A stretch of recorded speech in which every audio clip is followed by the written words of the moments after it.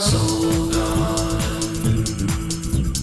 Live, love, be.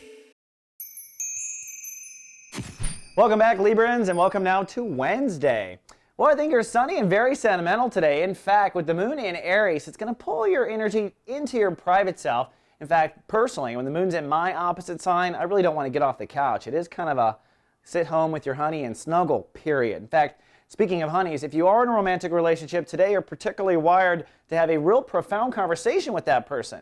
Now, it doesn't have to be romantic, frankly. It's just maybe a little bit more wired in that direction than friendship or business partnership, but it really applies to all relations. Today, Jupiter in the third, the house of thinking and communication, is helping you expand your emotion and the potential of closeness in the next 30 hours or so, from what I can tell, with the moon in Aries. So either way, it's a good time to be sentimental and to reach out to the ones that you love. How sweet and Hallmark, huh?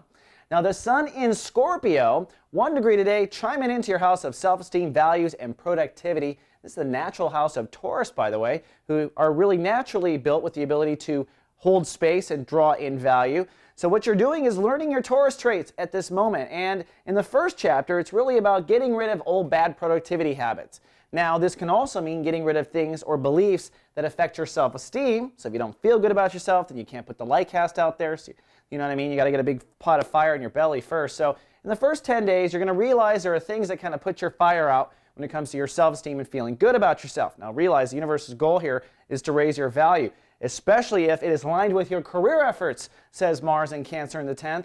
Mars is only at chapter 1 in the house of career, which means it's got 2 chapters to go, and it's pushing for you to move forward with what you know you have to do with career. And right now, for the next 7 to 10 days, those efforts are completely aligned with you making more money and having better self-esteem. So pay attention to what the universe is trying to tell you.